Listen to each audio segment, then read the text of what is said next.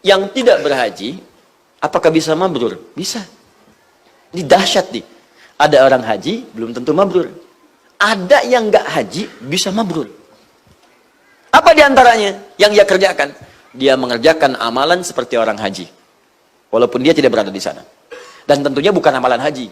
Tapi ada satu amalan yang saat dia kerjakan, dahsyatnya, dia bisa melakukan seperti orang haji. Perhatikan, di sana Arafah, di sini Arafah. Tempatnya bukan Arafah, tapi momentumnya disebutkan oleh Nabi SAW. Siyamu yaumi Arafata anni ahtasibu ala Allahi an yukaffira sanati allati qablahu wa sanati allati ba'dahu.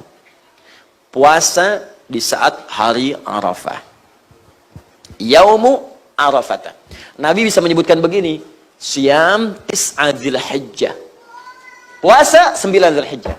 Tapi kenapa zarafnya diidofatkan kepada Arafahnya, momentumnya?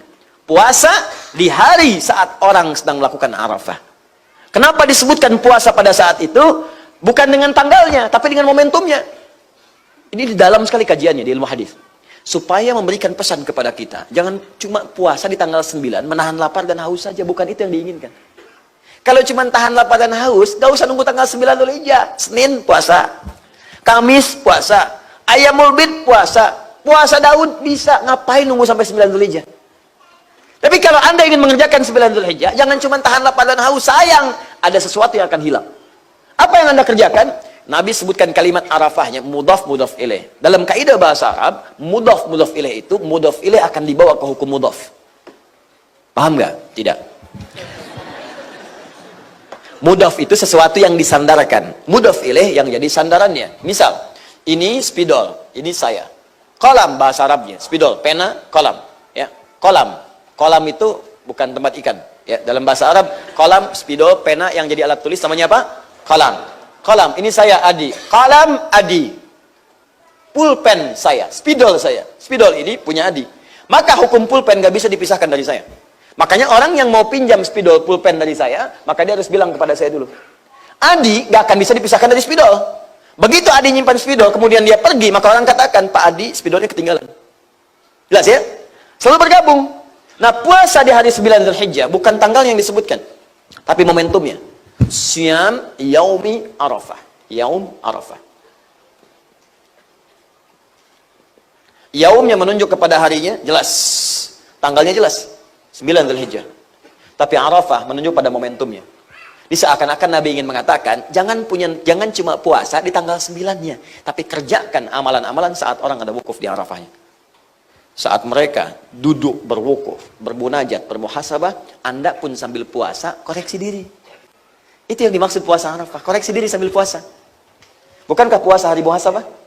Saat Ramadan kan kita muhasabah kan? Dari dosa minta ampun. Sama ini, sehari ini, coba pikir-pikir. Kalau bertepatan dengan waktu kerja, kan Anda jalan kan? Kadang pakai mobil, pakai motor, lewat jalur yang sering dilalui. Pertanyaan saya, dari sekian Anda lewat situ, berapa kali berbuat maksiat di tempat-tempat itu? Pernahkah berbuat maksiat di lampu merah saat berhenti? Tidak Ustaz, cuman lisan aja sebel. Lampu merah lama, hijaunya sebentar, kerja mau sekarang terlambat nih. Susul sama orang, woi pelan-pelan. Wah, mulai muncul lagi. Nonsia, wow. Ada banyak tuh. Berapa kali salah?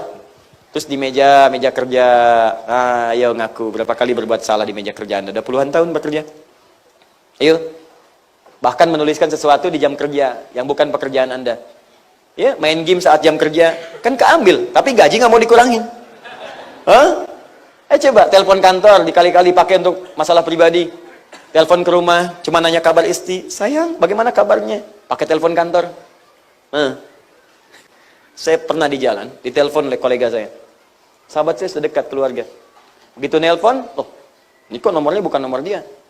Iya, Ustaz apa kabar gini? Nanya kan keluarga gimana? Sebentar. Kamu telepon pakai nomor telepon mana? Kantor. Tutup telepon kantornya, saya yang telepon ke telepon kamu. Loh, kenapa tutup? Tutup dulu. Begitu tutup, saya telepon ke telepon dia. Kenapa ditutup Ustaz? Kamu kan pakai telepon kantor. Nanya urusan pribadi. Kalau urusan pribadi, pakai telepon pribadi. Pakai nomor pribadi, jangan nomor kantor. Karena itu akan dihitung. Saya yang telepon. Coba pikir, itu kita tuh kan dihisab. Kan dihisab. Coba istighfar. Istighfar. Karena itu nanti, dari sekarang, amalan kita, ayo boleh puasa. puasa di bulan Dzulhijjah boleh dimulai sejak tanggal 1-nya. 1 udah lewat. Tanggal 2, sekarang nggak puasa nggak apa-apa. Mau mulai Senin nggak apa-apa. Diperbanyak, ada sunnahnya. Ya, ada sunnahnya. Dari siapa hadisnya? Jabir bin Abdullah radhiyallahu taala anhu. Ya, beliau menyampaikan bahwa adalah Nabi sallallahu alaihi wasallam, karena Rasulullah sallallahu alaihi wasallam yasumu tis'an min Dzulhijjah. Adalah Nabi sallallahu alaihi wasallam, beliau berpuasa, terbiasa memperbanyak puasa di 9 hari pertama di bulan Dzulhijjah. Wa yauma Asyura, dan di hari Asyura. Jadi, kalau masuk 9 pertama, 10-nya nggak usah. Karena 10-nya itu untuk Idul Adha, haram hukumnya puasa. Kecuali yang dimaksud menahan sementara dari subuh sampai selesai sholat Idul Adha. Itu sunnah.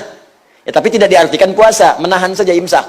Ya, sunnah. Kalau mau makan, boleh-boleh saja. Tapi kalau ditahan, dapat pahala. Setahun sekali dapat pahala nahan makan. Ya, paling cuma 2 jam sebentar. Tahan, berangkat, makanya nanti sholat Idul Adha-nya jangan lama-lama. Ya, lebih awal.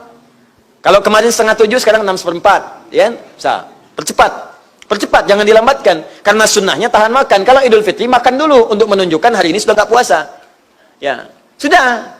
Kemudian tahan makan dulu, sholat, nah sembelih. Kenapa disebut Idul Adha dari udhiyah, sembelih? Sembelihnya kalau bisa lakukan di waktu duha. Jadi begitu duha sudah nyembelih. Ya, mau seremoni, sembelih jam 12. Capek orang nungguin. Ada sunnah di situ. Nanti Kamis malam Jumat saya bahas sunnah-sunnah menjelang untuk yang kurban. Nah, jadi saat kita puasa ini, puasa sambil koreksi diri, puncaknya tanggal 9. Jadi yang di sana itu wukuf, yang di sini puasa disebut dengan nama yang sama, Arafah. Di sana diampuni dosa, di sini diampuni dosa. Kata Nabi, kalau benar puasa Arafahnya benar dilakukan, maka Allah akan berkenan mengampuni dosa yang setahun sebelumnya dan setahun setelahnya. Tahun lalu gugur semua. Tahun depan sampai setahun dijaga dari berbuat dosa. Cara mengartikannya begini, bukan tahun depan sudah jelas ampunan dosanya, bukan. Dijaga dari berbuat dosa sehingga setahun itu bersih dia. Jangan salah menyimpulkan, udah bebas, setahun, bebas dosa. Masuk tanah kusir, duduk paling belakang, sendal. Bus, kotak infak masuk. Woi, dosa lo, udah bebas, setahun. Itu salah. Paham ya? Maksudnya kalau puasa Arafahnya benar, setelah itu nggak suka berbuat maksiat karena dijaga dari berbuat dosa. Jadi kalau setelah puasa Arafah banyak berbuat dosa, artinya mohon maaf, itu gagal puasanya. Gagal, tereliminasi dia. Ya, dia bukan asyam. Paham ya? Nah, jadi ayo siapkan diri kita. Makanya setelah selesai itu, yang di sana melontar jumrah, yang di sini di hari yang sama, tanggal yang sama 10 menyembelih hewan. Dan ingat, antara melontar dengan menyembelih doanya sama. Silakan cek. Bukankah saat melontar bismillah ya Allah? Bukankah saat menyembelih bismillah ya Allah? Sama doanya. Makanya sunnahnya kalau berkurban nanti, kalau bisa sembelih sendiri. Kalau bisa. Jadi saat menyembelih itu, rasakan ini sifat hewani kita selama ini. Sifat hewani. Yang kadang-kadang nggak bisa diatur. Tarik ekor, maju kepala. Pegang kepala, mundur ekor. Ya. Ayo, diajak sholat, susah. Ya. Itu yang sulit. Begitu disembelih, rasakan ini sifat hewani saya yang disembelih selama ini. Gugur. Maka menghadap ke arah kiblat, mengatakan, lihat doanya.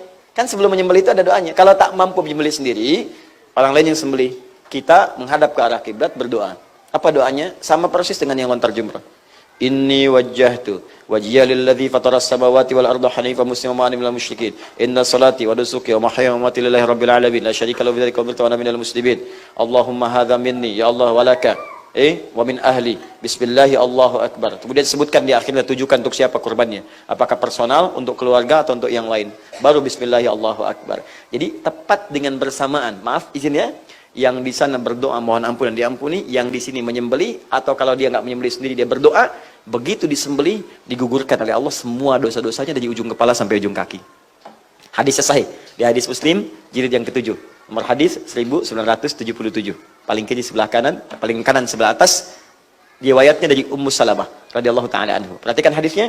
Qala Rasulullah sallallahu alaihi wasallam, "Idza ahalla hilal Dzulhijjah wa arada ahadukum an yudhhiya fala yamassanna min sya'rihi wa adfarihi syai'a Jika seorang di antara anda sudah masuk awal Dzulhijjah dan berkehendak untuk berkurban, menyembelih hewan kurban, maka sejak dia berniat kurban itu, jangan dulu potong semua rambut yang melekat di tubuhnya plus kuku-kuku dalam jemarinya. Jangan potong dulu. Kapan dipotong? Setelah hewan kurbannya disembelih. Begitu disembelih, baru potong kuku, potong rambut semua.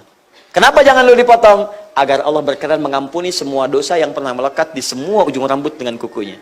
Khawatir ketika dipisahkan, dosanya belum taubat, jadi bersaksi di hadapan Allah. Jelas ya? Walaupun diampuni, tapi tetap bersaksi, kan gak enak. Coba, masuk kan? Anda dibuka di mahkamah, di hakim nih. Oh, disebutkan kesalahan gini. Cuman vonis akhirnya bebas.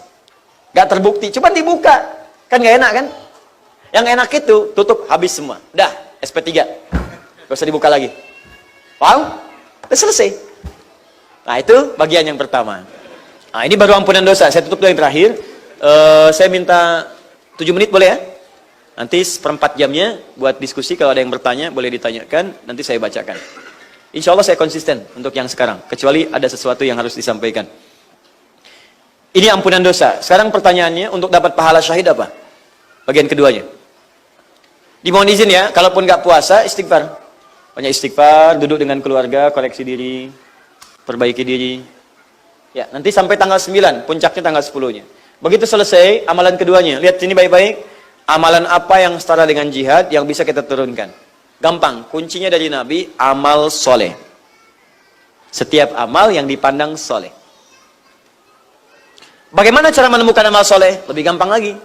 Di Al-Quran, setiap ada kalimat iman, setelahnya pasti amal soleh. Cari kalimat iman, setelahnya amal soleh. Wal 'ashr innal insana lafi illa alladzina amanu wa. Nah, ini kaidah umumnya. Setiap ada kata iman, ada amal soleh. Sekarang rinciannya. Kalau mau nyari rincian, gampang. Cari dari awal sampai akhir kalimat iman. Nanti setelahnya amal soleh secara detil. Contoh, iman pertama di Al-Quran, Al-Baqarah ayat 3.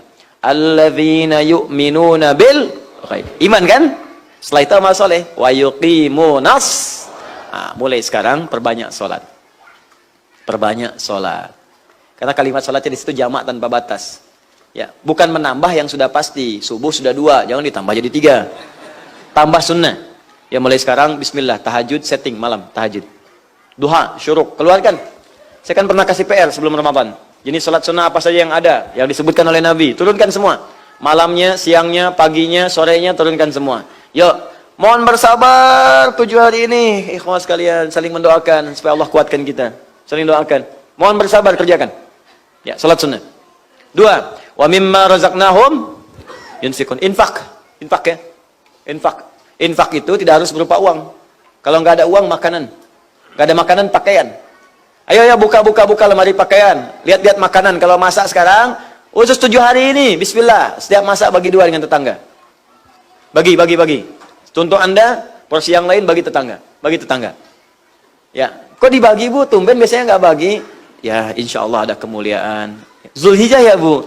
Alhamdulillah. Bu, udah boleh ya Allah, setiap hari Zulhijjah, setiap hari Zulhijjah. Ya. Walladzina yu'minuna bima'un zila ilaik. Al-Quran. Rajin baca Quran sekarang. Nah, setiap uang yang dikeluarkan, pakaian yang dimasak dibagikan, pakaian yang kemudian, masakan makanan dimasak dibagikan, pakaian yang diberikan, itu begitu diamalkan setara dengan jihad. Khusus untuk hari-hari ini.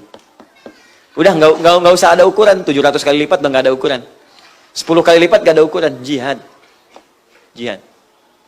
Ya, dan niatkan dengan ikhlas. Ya, niat ikhlas. Nggak usah pamrih. Masya Allah, kok tumben berbagi hari ini? Wah, kapan lagi setara jihad? Nggak usah. Jelas ya? Baik, jadi itu yang kita kerjakan. Semua amal soleh, turunkan. Siang, malam, sore, pagi, petang. Ayo, turunkan semua. Kalau perlu begadang untuk mendapatkan nilai kemuliaan. Jangan jadi nama restoran saja. Satu bikin pagi, sore. Ya. 2 datang, sudah ada pagi, sore, bikin siang, malam. Ya. Pagi, sore, siang, malam, sudah ada. Datang orang ketiga, bikin begadang. Ya. Paham ya?